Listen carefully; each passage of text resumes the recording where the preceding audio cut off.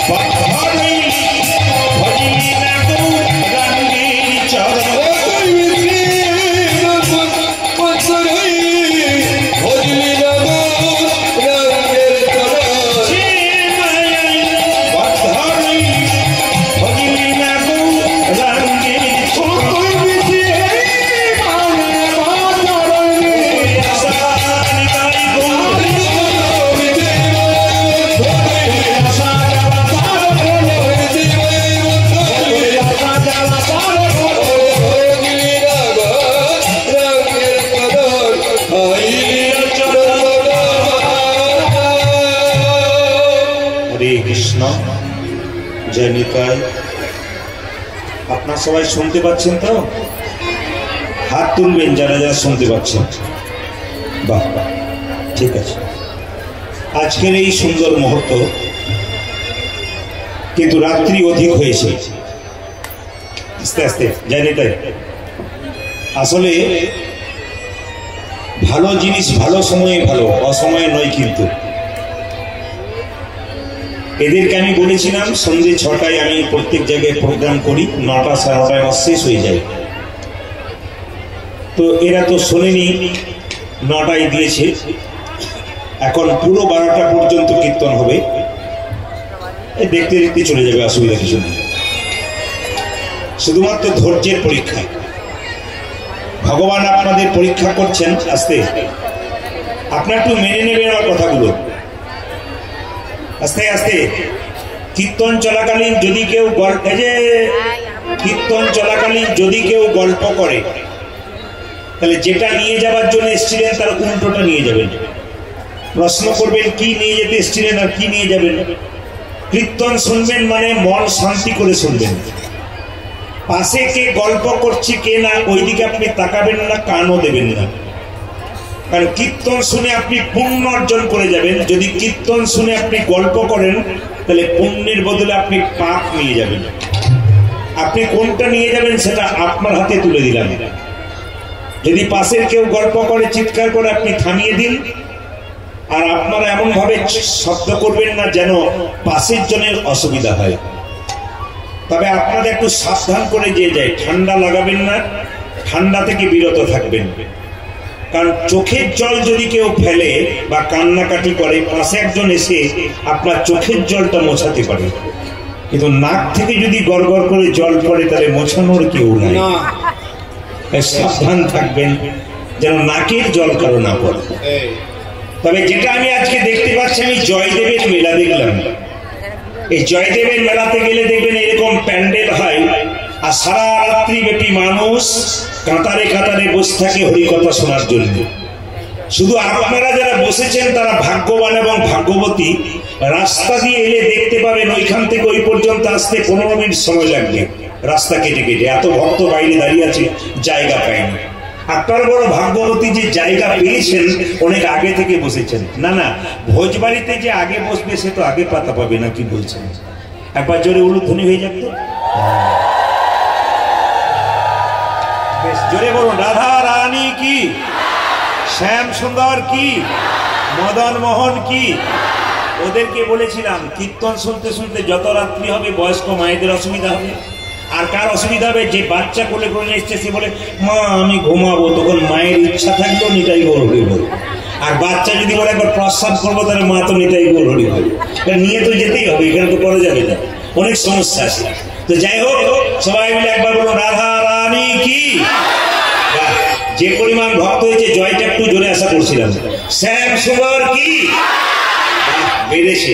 মদন মোহন কি, হরিবাসর কি, ঠান্ডা লাগছে কি। পরীক্ষা হয়ে গেল যে আপনারা কত ডুবে গেছেন। আমি কি বলছি, ওইদিকে নজর নেই। আমি কি বলছি, ওইদিকে নজর নেই। আপনারা জয় দিয়ে যাচ্ছেন, ভালো লাগছে। আসুন, স্বয়ং মহাপ্রভু নবদ্বীপের পদ দিয়ে হরিনাম দিচ্ছেন, পদকর্তা বলছেন শ্রী গৌরাঙ্গ।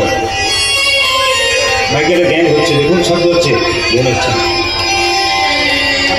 শ্রী গৌরাঙ্গ প্রেমের ঠাকুর, প্রেমে বিলাসে এলো নদিয়া। আমার শ্রী গৌরাঙ্গ প্রেমের ঠাকুর, প্রেমে বিলাসে এলো নদিয়া। শ্রী গৌরাঙ্গ প্রেমের ঠাকুর, প্রেমে বিলাসে এলো নদিয়া। শ্রী গৌরাঙ্গ প্রেমের ঠাকুর, প্রেমে বিলাসে এলো নদিয়া। রাধা প্রেমে ভরা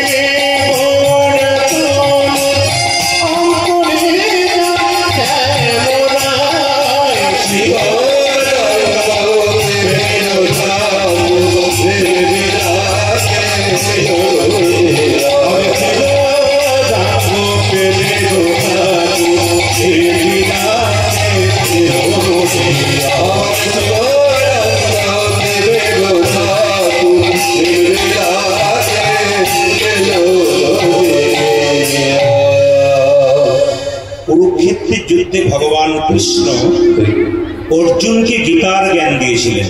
মায়েরা আস্তে আস্তে। কুরুক্ষেত্রের যুদ্ধে ভগবান কৃষ্ণ অর্জুনকে গীতার জ্ঞান দিয়েছিলেন। সেই দিনটা কোন দিন ছিল, কি বার ছিল, কি তিথি ছিল, এটা আপনাদের জানতে হবে। কতক্ষণ ধরে তিনি জ্ঞান দিয়েছিলেন এই কথাটা আপনাদের জানতে হবে। বড় নতুন নতুন তথ্য এবং তথ্য নিয়ে আপনাদের জীবনকে সুন্দর করতে হবে। আমি আপনাদের সামনে বিনীত নিবেদন চাই, একটা কথাই বলতে চাই, হিন্দু সনাতন ধর্ম এগিয়ে যাক। মহাপ্রভু যে অক্লান্ত পরিশ্রম করে ভক্তগণকে নিয়ে সংসার ত্যাগ করে হরিনাম দিলেন, সেই মহাপ্রভুকে সম্মান দিন।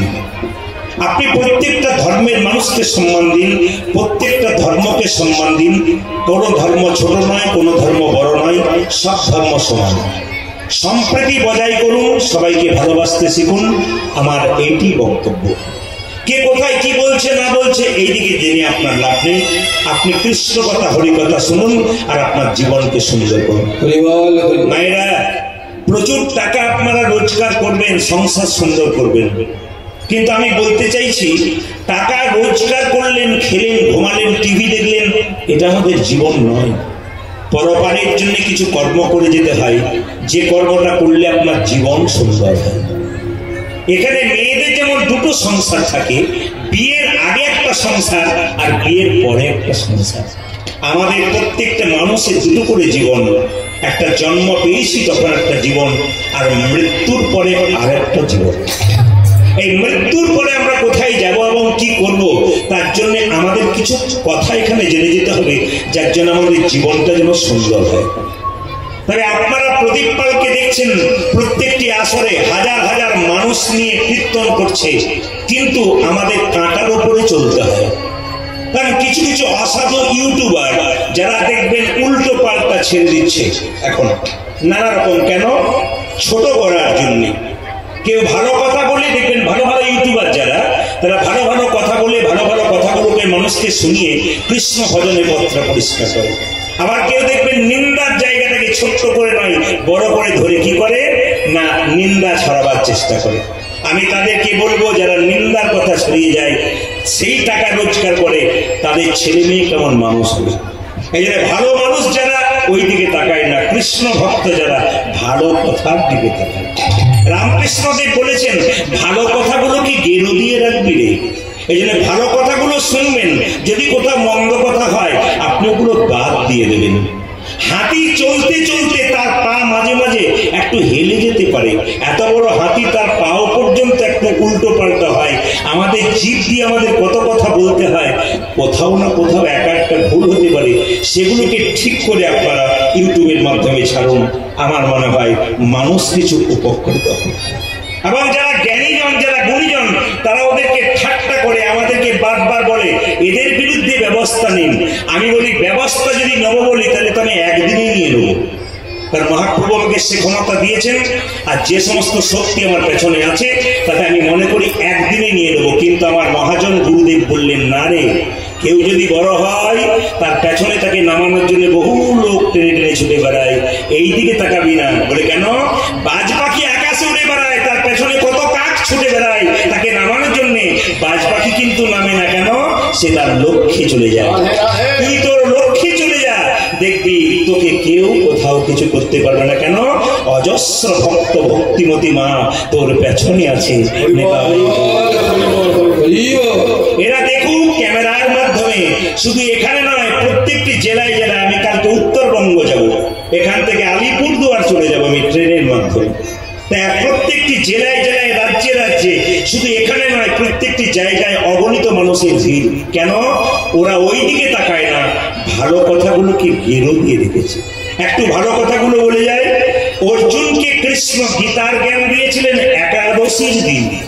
খুব মাথায় রাখবেন, কোন দিন বললাম? যেটা বলুন, একাদশীর দিন। মনে করে নিন, সেই দিনটা কি বার ছিল? রবিবার ছিল। কি বললাম মায়েরা? একাদশী তিথি ছিল, রবিবার দিন ছিল। এবং কতক্ষণ ধরে জ্ঞান দিয়েছিলেন?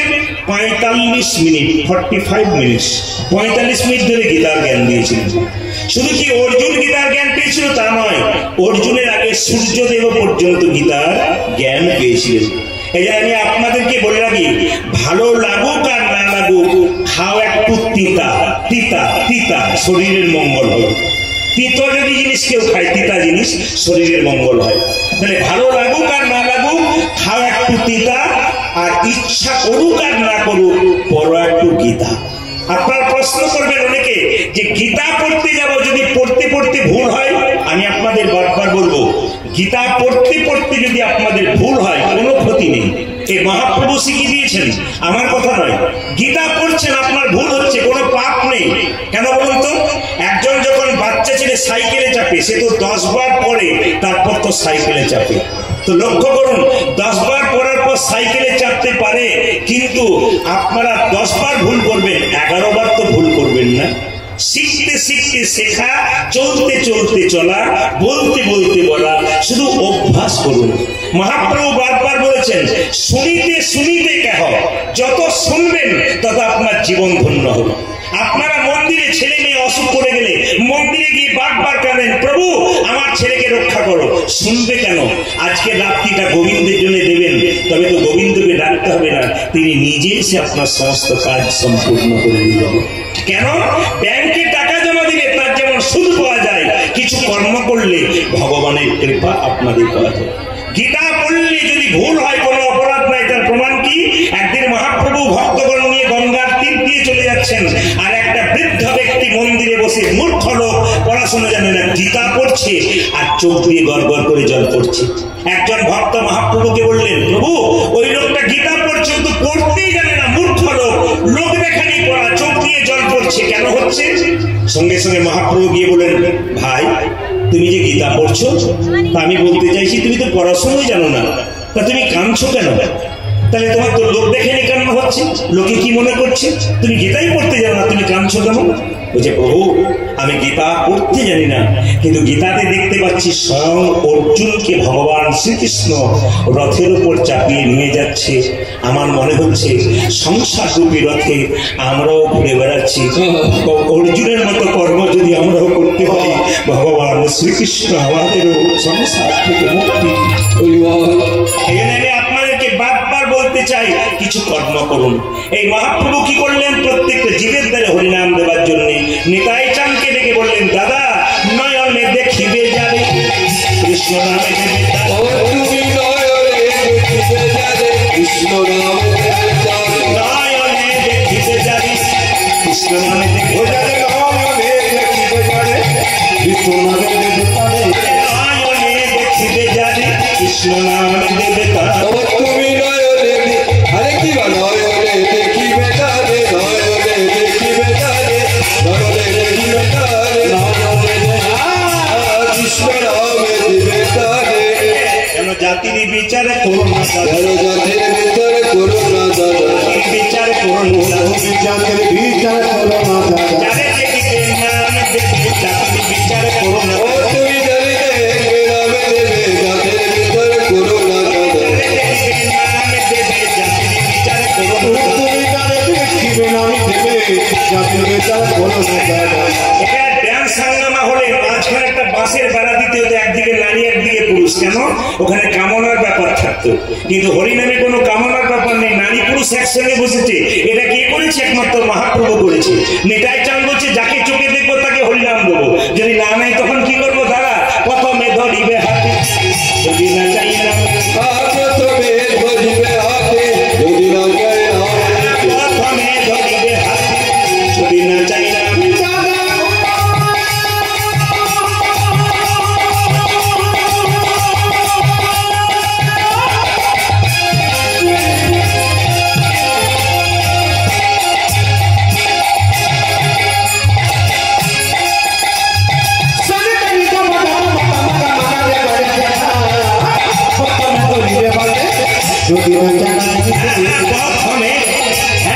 প্রথমে ধরিবে হাতে, যদি না চাই না, তুমি প্রথমে ধরিবে হাতে, যদি না চাই না, হাতে ধরে বলবে, আর হাতে ধরে বলবে, হাতে ধরে বলবে, হাতে ধরে বলবে, বলাবে হরি বলবে হরি, হাতে ধরে বলবে, তার পায়ে ধরে বলবে হরি, হাতে ধরে বলবে, বলাবে হরি বলবে হরি, হাতে ধরে বলবে, বলবে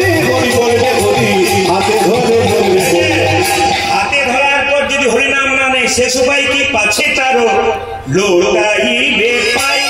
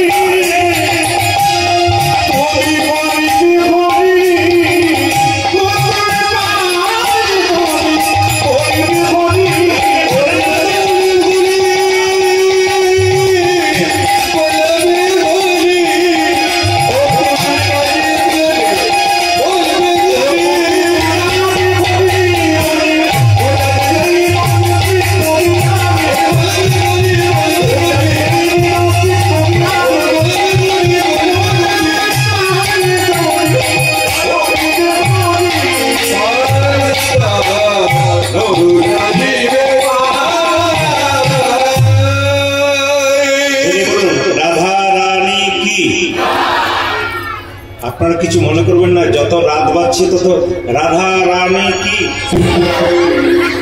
একজনকে দেখতে পাচ্ছি, কিন্তু ফাঁকি দিয়ে ধরা করবেন। আজ যে রাত্রিটা ভগবানকে দিয়ে যান, আপনার লাভ আছে। বিভাগটা কমাও, টমটা করো। আচ্ছা মায়েরা, সাধু সঙ্গ করতে এসছেন, আজকে যে কীর্তন শুনতে এসছেন, জায়গাটা সাধু সঙ্গ। সাধু সঙ্গ সর্বশাস্ত্রে কয়, লবমাত্র সাধু সঙ্গ সর্বসিদ্ধি হয়। এই যে আজকে ভিড় করে এখানে বসছেন, সাধু সঙ্গ করছেন, আপনাদের লাভ কি হবে একটু মন দিয়ে শুনলেন। যেখানে বসে আছেন